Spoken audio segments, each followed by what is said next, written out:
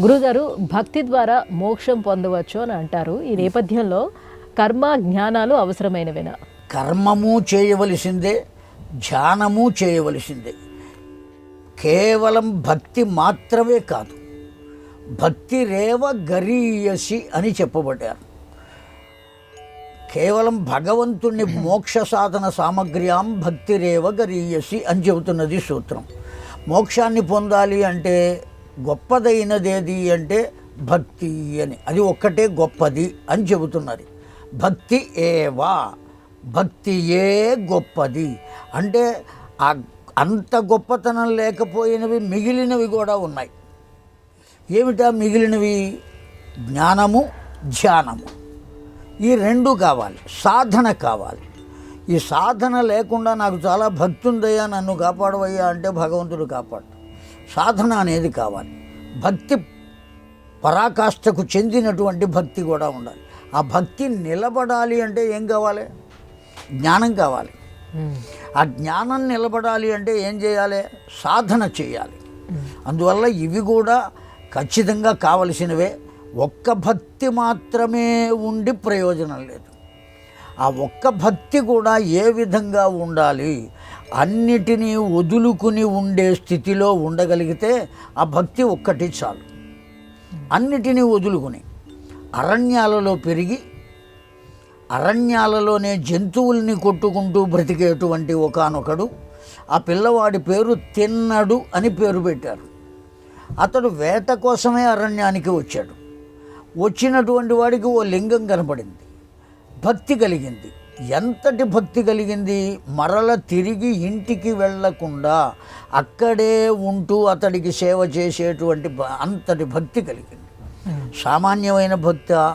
అతడు ఆ సువర్ణముఖి అనేటువంటి నది వద్దకు వెళ్ళి ఆ నదీ జలాన్ని అలా దోసిట తీసుకుని పుక్కిట పట్టి నోటిలోనే ఉంచి ఆ లింగం దగ్గరికి వచ్చి ఉమ్మి వేశాడు. ఆ నీళ్లను, నోట్లో ఉన్న నీళ్లను, ఉచ్ఛిష్టమైనటువంటి ఆ నీటిని పరమేశ్వరుడు ఎలా స్వీకరించాడు అంటే గంగను స్వీకరించినట్టుగా స్వీకరించాడు. ఆ లింగం పైన ఆకులు అలమలు పడి ఉంటే దేంతో తుడిచాడు? చేతులతో కూడా తుడవల. తిరిగి తిరిగి అరిగిపోయి ఉన్న కాళ్ళ చెప్పులతో తుడిచాడు. పూలతో తుడిచినంత ఆనందాన్ని పొందాడు పరమేశ్వరుడు. పంది పిల్లల్ని కొట్టి వాటిల్ని బాగా కాల్చి కర్రకుట్లు అంటారు. కర్రకుట్లు అంటారు, సాహిత్యంలో ఉన్న మాట ఇది. ఆ కర్రకుట్లు అనే వాటిల్ని దొప్పల్లో పెట్టి తీసుకొచ్చి అక్కడ పెట్టి విందారగించవయ్యా అని ప్రార్థించాడు ఆ తిన్నడు అనేటువంటి పిల్లవాడు. ఆయన తింటం మొదలుపెట్టాడు.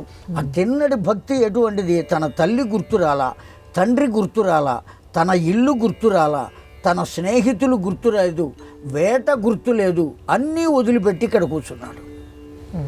చిట్ట చివరికి ఆ భగవంతునకు తన కళ్ళు అప్పగించాడు. తన కళ్ళు భగవంతునికి అప్పగించాడు కనుకనే కన్నప్ప అని పేరు వచ్చింది వాడికి. అది సార్థక నామధేయమైంది. అంత భక్తి కలిగి ఉంటే మిగతా వాటిలతో సంబంధం లేదు. కానీ వీడికి కూడా ఇంత భక్తి కలిగిన వాడికి కూడా ఒక్క భక్తే కాదు, జ్ఞానం కూడా ఉన్నది. ఏమి జ్ఞానం ఉన్నది?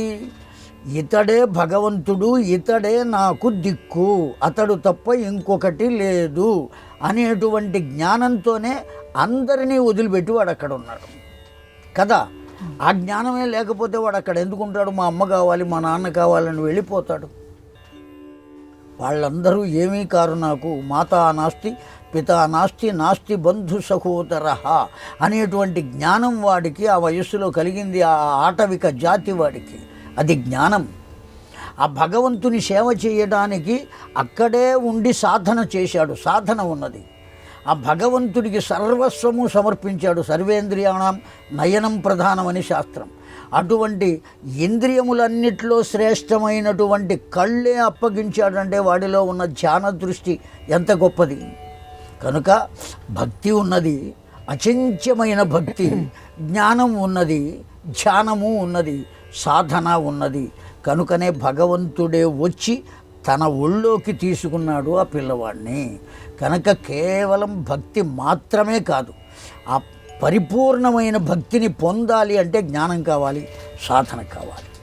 ఇవన్నీ జరిగిన తర్వాత భక్తి జోలికి వెడితే అప్పుడు భక్తి ఒక్కటి సరిపోతుంది.